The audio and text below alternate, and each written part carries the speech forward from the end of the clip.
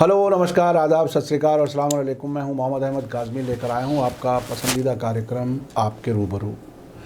आज 2-3 महीने के बाद वदूद साजिद साहब से बात हो रही है और एक लंबे अरसे के बाद चूँकि हो रही है, किसी मसरूफ़ियत की वजह से, मशगूलियत की वजह से आप हमें वक्त नहीं दे सके।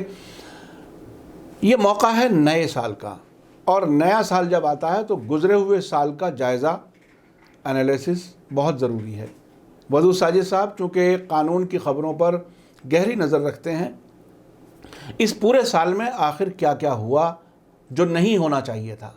जिस तरह मुल्क जिस तरफ जा रहा है वो बिल्कुल गैर मामूली सूरत हाल है। इस सूरत हाल को ख़ास तौर पे चूँकि अदलिया जो है वो डेमोक्रेसी को बचाने की ज़िम्मेदारी काफ़ी हद तक अदलिया की भी है। मीडिया का तो क्या हाल हुआ है, जिसे गोदी मीडिया कहा जाने लगा, और अब शायद किसी को शर्म भी नहीं आती। उस गोदी मीडिया वाले को भी अब शर्म नहीं आती, वो एक नॉर्मल एक बात हो गई है। तो अदलिया का बहुत ही अहम रोल है डेमोक्रेसी को बचाने और मजबूत रखने का। वदूद साजिद साहब, वेलकम है आपका मीडिया स्टार वर्ल्ड में, आपने वक्त दिया। Welcome back. आप एक लंबे अरसे के बाद हमारे चैनल पर हैं। आप बताइए कि आखिर ये गुज़रा हुआ साल कानून की नज़र में कैसा गुज़रा, मुल्क के लिए कैसा रहा? देखिए, मैं बहुत ही मुख्तसर जिसको शुरुआती दौर में एक जो कनेक्टिंग एक बॉन्डिंग चीज़ सुर्खी, हेडिंग, शायद सुर्खी कही जा सकती है, वो मैं बताना चाहूँगा ताकि फिर हमारे जो व्यूवर्स हैं वो दिलचस्पी से उसको देखें। कि मैंने पिछले साल जितने भी एपिसोड किए कानून से मुताल्लिक़, उन सब में जब मौका आया तो एक राय ज़रूर ज़ाहिर की कि पूरे मुल्क जो कौमी तनाजुर के मामला थे, यानी नेशनल इंटरेस्ट के मामला थे, और जिनसे किसी हद तक अक़लियतें जुड़ी हुई थीं और या मुसलमान जुड़े हुए थे, उनमें सुप्रीम कोर्ट से मायूसी हाथ लगी। उमूमी तौर पर जो सबसे आखिरी हमारी कोर्ट है, जिसके बाद फिर कोई कोर्ट ही नहीं है, वहाँ से मायूसी हाथ लगी ज़्यादातर मामलात में। और जो मुल्क की मुख्तलिफ़ हाई कोर्ट्स हैं वहाँ से राहत मिली, और जो विक्टिम्स थे उनको राहत मिली, और जो एक्यूज़ थे उनको झटका मिला, और उनको लान तान भी हुआ, और उनको जो है रिजेक्ट किया गया। चूँकि जो एक्यूज़ थे वो पैसे वाले थे, मालो दौलत वाले थे, और विक्टिम तो हमेशा गरीब ही होता है। बहुत कम आपने देखा होगा कि विक्टिम जो है वो पैसे वाला है। पैसे वाला विक्टिम होता ही नहीं है। ये बात भी कई बार सामने आई कि वो पैसे वाले तो मैनेज कर लेते हैं। किसी जज ने भी एक बात कही जी, जजेस ने ये बात कही है रिटायर होने के वक्त।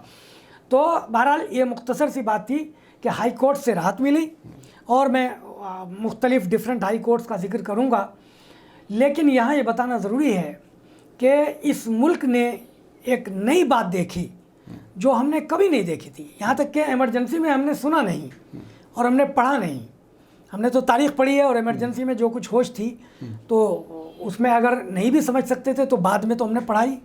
तो कहीं ऐसी बात सामने आई नहीं कि हुकूमत का वकील सुप्रीम कोर्ट में चीफ जस्टिस की बेंच के सामने खड़े होकर ये कहे कि मुल्क की हाई कोर्ट्स मुतवाज़ी यानी पैरेलल गवर्नमेंट चला रही हैं, और उस पर सुप्रीम कोर्ट खामोश रहे। ये दरअसल सुप्रीम कोर्ट की अहानत थी, लेकिन इसके ख़िलाफ़ कोई काम नहीं किया गया, कोई गिरफ्त नहीं हुई।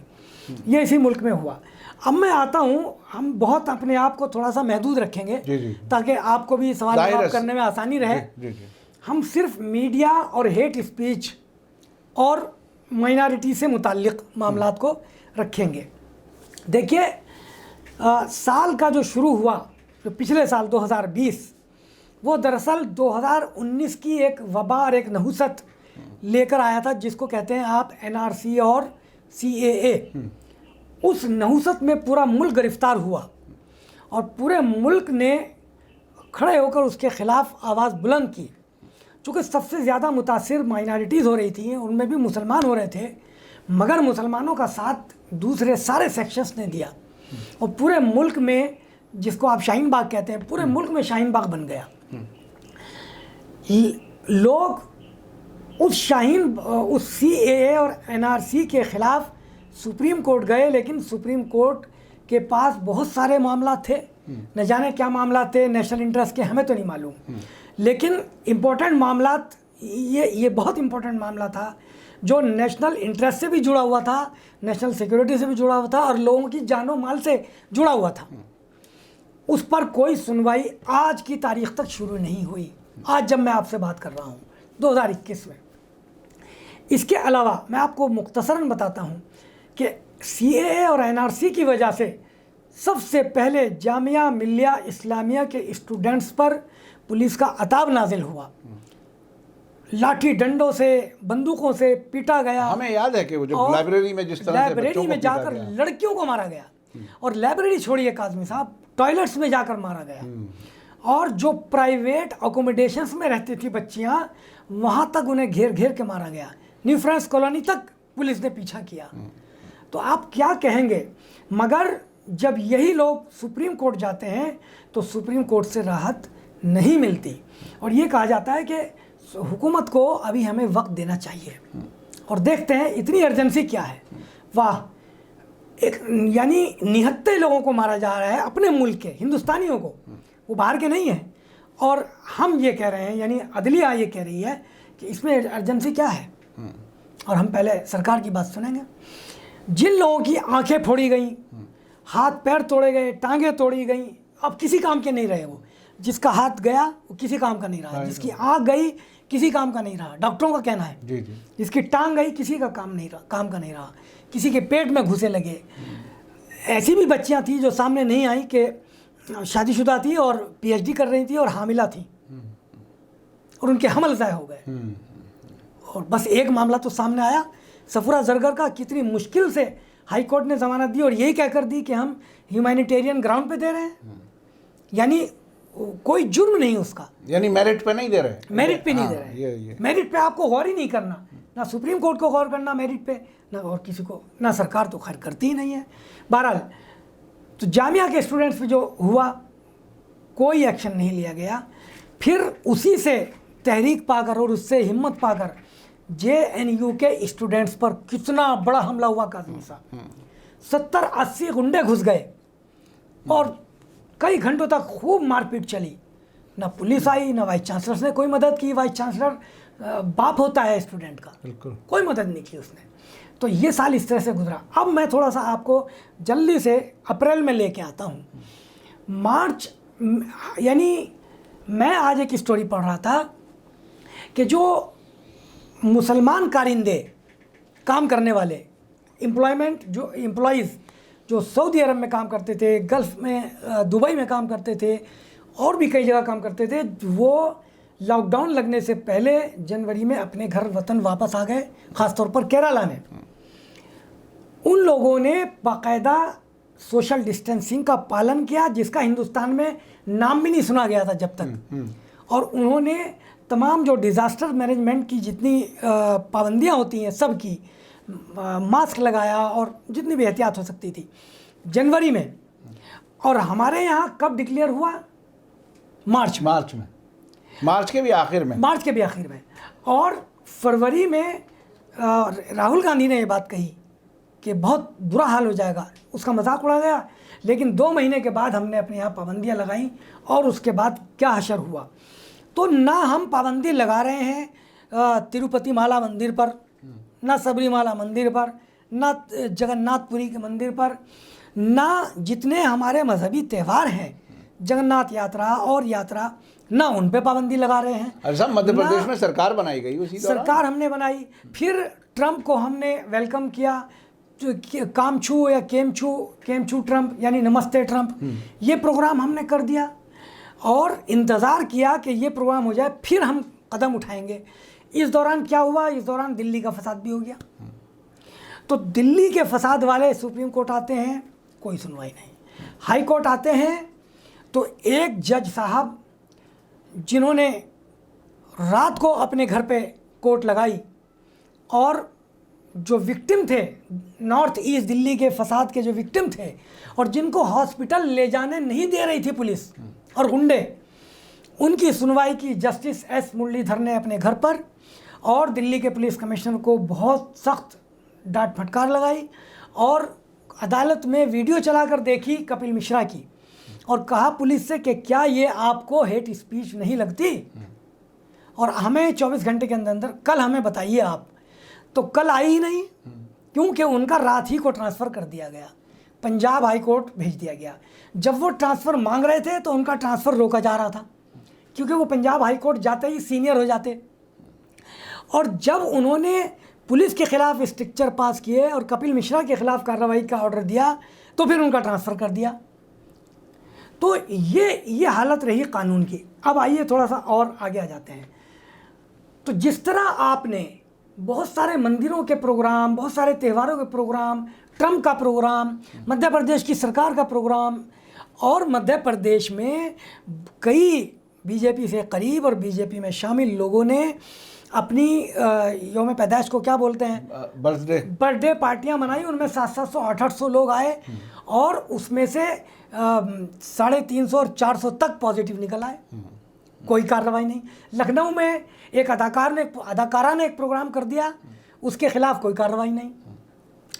लेकिन इसी तरह से जब दिल्ली में, अच्छा यहाँ दिल्ली में एक मरकज़ है तबलीगी जमात का, हम उसके तर्जुमान नहीं हैं, ना हमारा चैनल उसका तर्जुमान है, लेकिन हम एक बात कहते हैं, इंसाफ की जब बात आती है तो उनका साल भर प्रोग्राम चलता रहता है, उनके यहाँ आते रहते हैं तबलीगी लोग, मगर उनका भी एक प्रोग्राम था जो कई महीनों पहले से तय था। तो जब केमचू भी हो रहा है और जगन्नाथ और पुरी और तिरुमाला और सब मंदिरों के प्रोग्राम हो रहे हैं, तो इनका भी चल रहा था। सरकार ने इनको मना नहीं किया। होम मिनिस्ट्री की नॉलेज में था कि 1000 से ज़्यादा गैर मुल्की आए हैं, तब तक कोई पाबंदी भी नहीं लगी, कोई पाबंदी नहीं लगी थी। और ये ज़रूर है काज़मी साहब कि तबलीगी जमात के मरकज़ में 955 जो गैर मुल्की आए थे, उन सब का कोरोना टेस्ट एयरपोर्ट पर हो गया था। उस सब के बावजूद भी फिर एक चूँकि एक मार्च में एक तारीख के बाद टेस्ट होने लगा था, उसके बावजूद इनके ख़िलाफ़ एक पूरे मुल्क में एक माहौल बनाया गया। और तबलीगी जमात ही नहीं, हिंदुस्तान के एक मुसलमान को शक की नज़र से देखा न जाने लगा। कोरोना बम, कोरोना जिहाद, क्या क्या नहीं कहा गया। तो मैं अब थोड़ा सा करीब लेके आता हूँ। ये इस मामले में सबसे ज़्यादा ख़तरनाक रोल जो प्ले किया वो रिपब्लिक ने किया, अर्नब गोस्वामी के चैनल ने। मैं उसी पर आना चाह रहा था कि सुप्रीम कोर्ट के पास ना तो CAA NRC वाली बात सुनने के लिए वक्त था, अभी तक भी वक्त नहीं है, ना दिल्ली राइट्स को सुनने के वक्त था, ना दफ़ा 370 पे सुनने के लिए तैयार नहीं था, अभी तक भी नहीं सुनी। और अर्नब गोस्वामी ने रात को 8 बजे या 10 बजे एक पिटीशन लगाई और सुबह उसकी सुनवाई फ़ौरन हो गई। अब मैं आपको एक, काज़मी साहब ने तो बता ही दिया, लेकिन मैं आपको शॉर्ट में बता देता हूँ कि सुप्रीम कोर्ट में पिछले 9 महीने में अर्नब गोस्वामी ने 10 रिट पिटीशन फाइल की। 10 में से उसको 6 में राहत मिल गई। क्यों मिली? इसलिए कि सरकारी जो वकील साहब हैं, तुषार मेहता साहब हमारे सॉलिसिटर जनरल, वो उसी साइड में थे, उनको राहत मिल गई। अब जो 4 मामलात हैं 10 में से, उनमें सुप्रीम कोर्ट ने ज़रूर ये कहा कि भाई आप हाई कोर्ट जाइए, चूँकि बेंचेस बदलती रहती हैं, डिफरेंट बेंचेस आती रहती हैं। तो वो 4 मामलात में वो हाई कोर्ट गए। अब मैं पहले सुप्रीम कोर्ट निपटा देता हूँ, फिर हाई कोर्ट की बात करेंगे। सुप्रीम कोर्ट में मैंने बता दिया, NRC नहीं सुना, 370 नहीं सुना, दिल्ली राइट नहीं सुना, मुसलमानों का मीडिया ट्रायल सुप्रीम कोर्ट ने रिट डाली, बहुत दिनों तक नहीं सुना गया।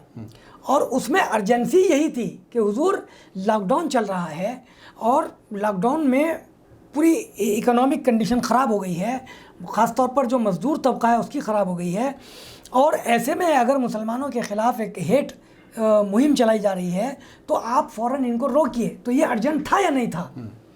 लेकिन नहीं रोका गया। उसके बाद सिद्दीक कप्पन की गिरफ्तारी होती है, हाथरस जाते हुए फॉर नो रीज़न। वो अभी रास्ते में है, अभी हाथरस भी नहीं पहुंचा। हाथरस में आपको याद होगा जो एक लड़की, दलित लड़की का गैंगरेप हुआ, फिर वो मर गई, फिर उसकी चिता जला दी गई बगैर उसके घर वालों की ज़बरदस्ती मौजूदगी में आधी रात को। उस वाले मामले में जहां और जर्नलिस्ट जा रहे थे और वहां पड़े हुए थे, वहां ये केरला का सिद्दीक कप्पन भी जा रहा था जो दिल्ली में रहता है। कोई इसके एंटीसीडेंट नहीं, कोई माजी इसका ख़राब नहीं, कोई हिस्ट्री शीटर नहीं। और अभी ये हाथरस पहुंचा नहीं है, अभी ये मथुरा टोल प्लाजा पर है, वहाँ इसको रोक लिया और पकड़ लिया। और ये आज जब मैं आपसे बात कर रहा हूँ, 5 अक्टूबर को गिरफ्तारी हुई थी, आज मैं आपसे बात कर रहा हूँ, आज तक वो जेल में है। अब सुनिए, सिद्दीक यानी अभी हाथ किसी गुनाह के लिए उठा भी नहीं, कुछ भी नहीं, और पहले से पहले ही शक की बुनियाद पर उसने लिखा भी नहीं कुछ, और कह दिया साहब ये तो फंडिंग कर रहे थे, ये तो यूपी में फसाद का मामला था, ये PFI से जुड़े हुए हैं, ये कैसे। बहरहाल सिद्दीक कप्पन की गिरफ्तारी के खिलाफ हैबियस कॉर्पस में कपिल सिब्बल जैसा बड़ा वकील है सुप्रीम कोर्ट जाता है, तो अदालत ये कहती है, सुप्रीम कोर्ट ये कहती है, चीफ जस्टिस की बेंच के गो टू लोअर कोर्ट। तो कहते हैं साहब लोअर कोर्ट कैसे जाएं, हमें तो अपने मुवक्किल से मिलने नहीं दिया जा रहा है, पुलिस सिद्दीक कप्पन से मिलने नहीं दे रही है। तो फिर सुप्रीम कोर्ट ये कहती है तो फिर हाई कोर्ट जाओ। कहा कि हुजूर हाई कोर्ट कैसे जाएं जब तक हमारा मुवक्किल वकालतनामे पे साइन ना कर दे, हैबियस किसी भी मामले ज़मानत के मामले में कैसे जाए, वो हाई कोर्ट नहीं जा सके। उसके बाद मामला पेश होता है अर्नब गोस्वामी की गिरफ्तारी का। और मैं आपको थोड़ा सा यहाँ डिटेल से बता दूँ इससे पहले कि आप दूसरा सवाल करें, कि अर्नब गोस्वामी को बम्बई पुलिस ने एक मामले में गिरफ्तार किया। मामला क्या था कि अर्नब गोस्वामी ने, जैसा कि आपको मालूम है, 3 साल 7 महीने पहले अपना स्टूडियो बनाया था और अपना रिपब्लिक चैनल शुरू किया था, टाइम्स ऑफ नाउ छोड़कर। तो उस स्टूडियो के बनाने में और डिज़ाइन करने में और कंस्ट्रक्ट करने में जो उन्होंने एक कंपनी को हायर किया था, उस कंपनी का मालिक का नाम था अनवय नाम था, और मैं अभी आगे बता दूंगा, याद नहीं आ रहा। तो बहरहाल उसका 5.5 करोड़ रुपया इन पर वाजिब था, उसमें से 83 लाख रुपया डायरेक्ट अर्नब गोस्वामी पर वाजिब था, और बाकी पैसा डिफरेंट जो दूसरे ठेकेदार थे उन पर था। उसको इन्होंने पैसा नहीं दिया और उसको बड़ा सताया, और आखिर वक्त तक डिज़ाइन में चेंजिंग कराई, जिससे उसका पैसा भी बढ़ा, लागत भी उसकी बढ़ गई, लेबर उसकी बढ़ गई। तो उसका पैसा नहीं दिया इन्होंने, वो इनसे मांगता रहा। तो इन्होंने खुदा जाने, अब पुलिस तो यही कहती है कि इन्होंने इसके कहा कि अब मैं तुझे बताऊंगा कि मैं क्या हूँ।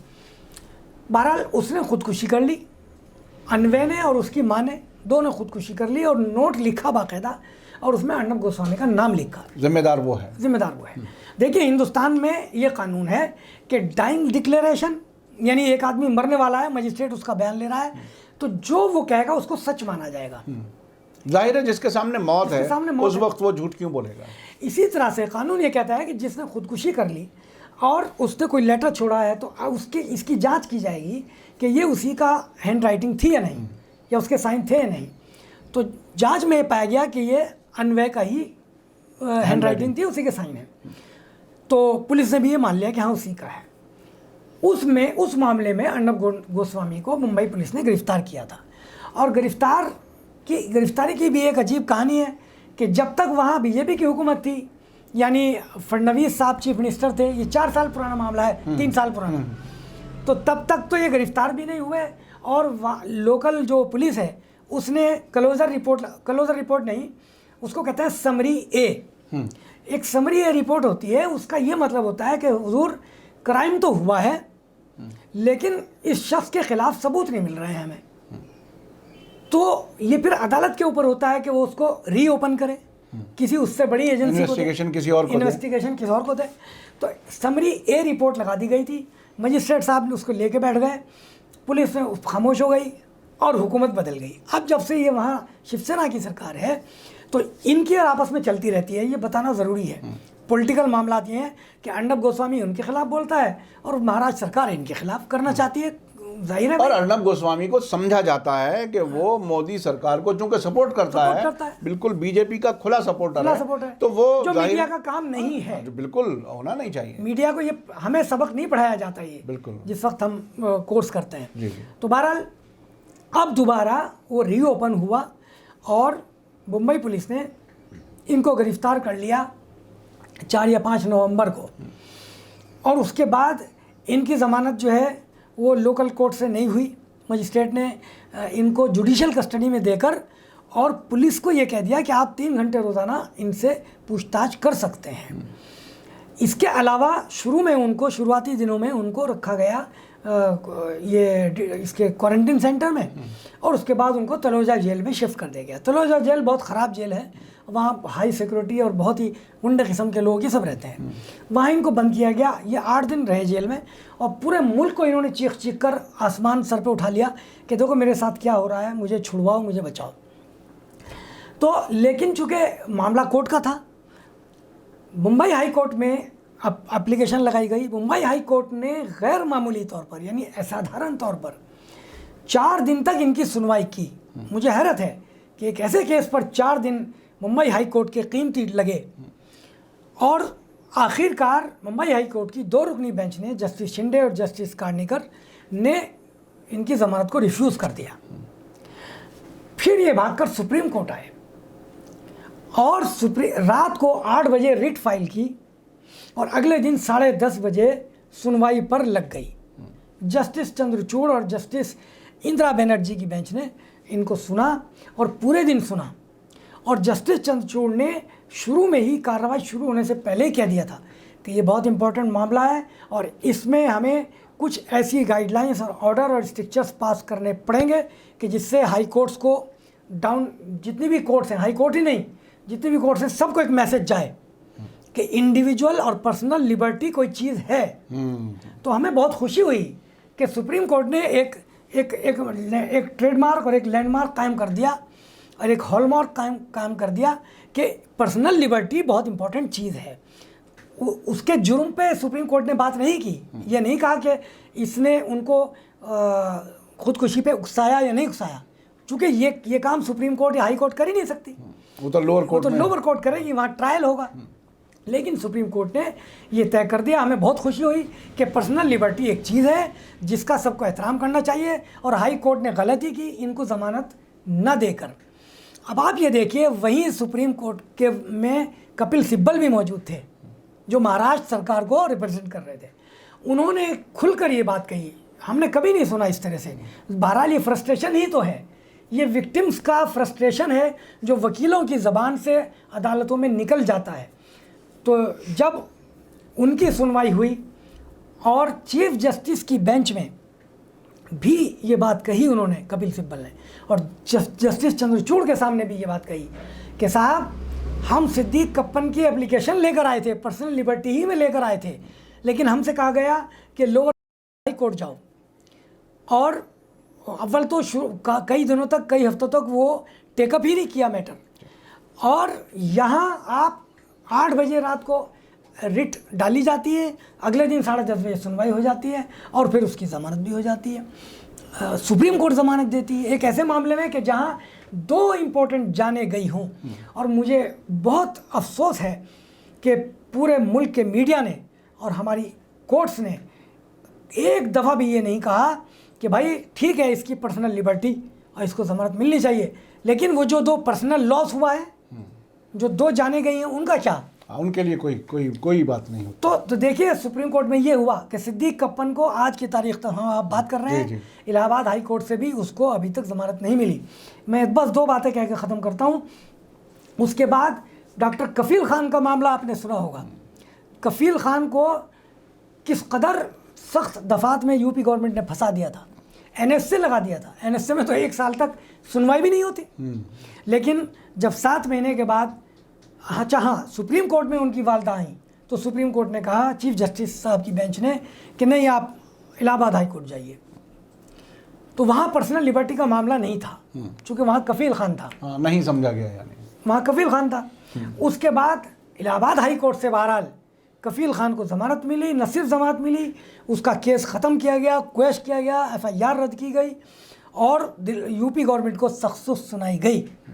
मैं अपनी बात रोकता हूँ, बाकी बातें बाद में कहूँगा, लेकिन ये बात मैं अब बताता हूँ आपको कि मैं फिर कहता हूँ कि पिछला साल सुप्रीम कोर्ट में विक्टिम्स के लिए मायूसकुन रहा और हाई कोर्ट्स में राहतें मिली। देखिए, बुनियादी बात यह है कि सुप्रीम कोर्ट के जजों को आम तौर पर अब से पहले ये ख्याल रहता रहा है कि ये आखिरी अदालत है, यहाँ से इनको इंसाफ मिलना चाहिए, और ये उसूल की भी बात है। कई जज तो प्राइवेटली कहते हुए भी नज़र आते हैं कि साहब हम आपको सज़ा देंगे, सुप्रीम कोर्ट आपको छोड़ देगा, हाई कोर्ट छोड़ देगा। लेकिन जब सुप्रीम कोर्ट में इंसाफ ना हो तो ये बहुत ही तकलीफ़ की बात है। दूसरी बात ये कि मुसलमानों से मुताल्लिक़ केसेस में ख़ास तौर पर ये दोहरा रवैया रहा, जिसमें सुप्रीम कोर्ट ने राहत नहीं दी अक्सर मामलात में। एक तीसरी बात जो आपने ख़ास बात कही कि अर्नब गोस्वामी के 10 पिटीशंस में से 6 में उसको राहत मिल गई सुप्रीम कोर्ट से, सुप्रीम कोर्ट जबकि उसको लोअर कोर्ट या हाई कोर्ट जाना चाहिए था। जी, अगर ये इन 6 की जगह वो सुन लिए जाते एनआरसी सीएए जो आज तक गले की दिल्ली राइट्स वाले सुन लेते, वो नहीं सुनी गई। तो बहरहाल, और आपकी बात रोक के एक बात बताना चाहूँगा कि जब 6 मामला में इसको राहत मिलती गई, तो 7वें मामले में मुझे याद है कि जस्टिस चंद्रचूड़ और जस्टिस इंदु मल्होत्रा और जस्टिस इंदिरा बनर्जी, इन 3 जजों की बेंच ने अर्नब गोस्वामी के वकील, अच्छा वो तो बहुत महंगे वकील खड़े करते हैं जो एक पेशी में मैं फिगर क्या बताऊं, लाखों रुपए लेते हैं। जी। तो उनको, अरे साहब, जिसके साथ हुकूमत खड़ी हुई है, फिर पैसे कितना पैसा तो उसको बेंच ने फिर ये कहा कि आपके मुवक्किल यानी अर्नब गोस्वामी का जो ऑफिस है वो हाई कोर्ट से 1 किलोमीटर के फासले पर है। तो जजों ने पूछा कि क्या हम सही हैं? तो उन्होंने कहा कि हाँ मिलॉर्ड। तो फिर आप क्लिफ्टन रोड पर क्यों नहीं जाते? यानी क्लिफ्टन रोड पर बॉम्बे हाई कोर्ट है, तो आप वहाँ क्यों नहीं जाते? भाग के सुप्रीम कोर्ट क्यों आते हैं? तो 6 मामलात में राहत मिलने के बाद 7वें मामले में सुप्रीम कोर्ट ने फिर ये उसको कहा। जी। तो ये खैर बहुत ही गैर मामूली सूरत हाल है, और चूँकि सोशल मीडिया पे बहुत ज़्यादा लंबी बात नहीं हो सकती, काफ़ी चीज़ें, अगर कोई ख़ास पॉइंट रह गया है तो उसे आप ज़रूर बता दीजिए, ज़रा मुख्तसर अपने 1-2 लाइन में आपको बता देता हूँ कि मैंने बहुत शुरू में, यानी कि 26 जून को ये बात कही थी, जब सहारनपुर में सबसे पहले सहारनपुर की लोकल कोर्ट ने 52 गैर मुल्की यानी कि विदेशी तबलीगी जमात वालों को बाइज्जत बरी किया था और हुकूमत को बहुत बुरा भला कहा था। मैंने उसी वक्त एक बात कही थी आपके प्रोग्राम के माध्यम से कि चूँकि पूरे मुल्क में ये तबलीगी जमात के लोग फैले हुए हैं और 955 लोग गिरफ्तार हैं, जिनमें से 52 छूट गए हैं, 903 अभी भी हैं, तो तबलीगी जमात की जो लीडरशिप है उसको सामने आना चाहिए, मुस्लिम लीडरशिप को सामने आना चाहिए, और ये मामले इकट्ठे करके सुप्रीम कोर्ट आना चाहिए। और ये जो लोकल कोर्ट्स हैं, जैसे नू की कोर्ट थी, तमिलनाडु में मदुराई कोर्ट ने फैसला दिया था, मुंबई में मुंबई हाई कोर्ट की औरंगाबाद बेंच ने बेहतरीन फैसला दिया था और ये कहा था कि किसी भी पेंडेमिक के दौरान सरकार को एक स्केप गोट की ज़रूरत पड़ती है, यानी बली के बकरे की, तो उसको तबलीगी जमात वाले बली के बकरे के तौर पर मिल गए। इतना बढ़िया फैसला। तो मैंने ये कहा था कि सब इकट्ठे होकर सुप्रीम कोर्ट आइए और इन 955 को एक साथ छुड़वा लीजिए, चूँकि दफात एक हैं, आरोप एक हैं और एक ही तरह के मामलात में गिरफ्तार हैं, मगर वो नहीं हुआ।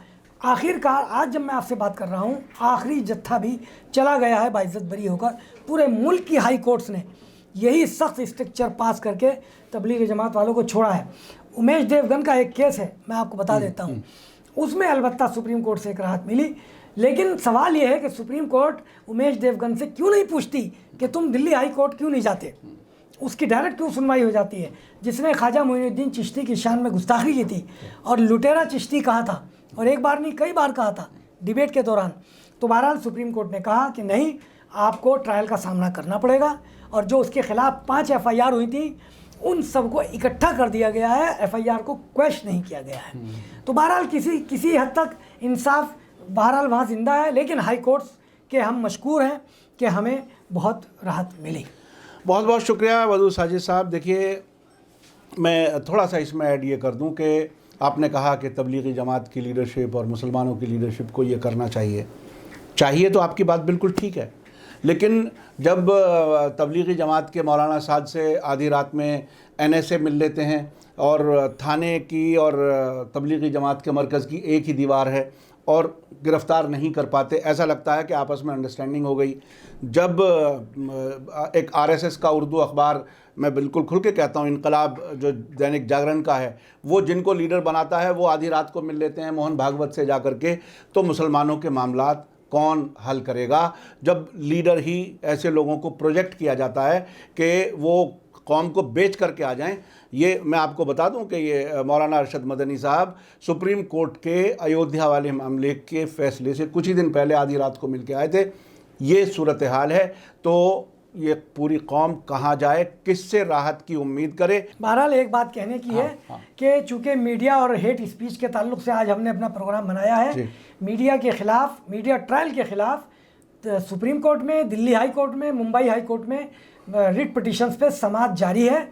और अब तक का जो ऑब्जर्वेशन है जजेस हजरात का वो बहुत अच्छा है, हौसला अफजा है। और सुप्रीम कोर्ट ने भी सुदर्शन टीवी के ख़िलाफ़ बहुत सख्त स्ट्रक्चर भी पास किए हैं। और उम्मीद है कि सुप्रीम कोर्ट से और डिफरेंट हाई कोर्ट से जो मीडिया ट्रायल होता है मुसलमानों का, ख़ासतौर पर विक्टिम्स का, उस पर कोई रोक लगेगी। बहुत बहुत शुक्रिया वदूद साजिद साहब, आपने बहरहाल वक्त दिया और इतने पूरे साल को के ख़ास ख़बरों को आपने समअप किया एक जगह, ताकि लोगों को अंदाज़ हो जाए कि मुल्क किन हालात से गुज़र रहा है। इसी के साथ मुझे दीजिए इजाज़त। धन्यवाद, शुक्रिया। जय भारत, जय हिंद। मीडिया स्टार वर्ल्ड के और वीडियो देखने के लिए हमारे चैनल को सब्सक्राइब करें और सीधे नोटिफिकेशन पाने के लिए बेल आइकन दबाएं। और अगर हमारी खबर सच्ची और अच्छी लगे तो अपने व्हाट्सएप, इंस्टाग्राम, फेसबुक और ट्विटर अकाउंट पर ज़रूर शेयर करें।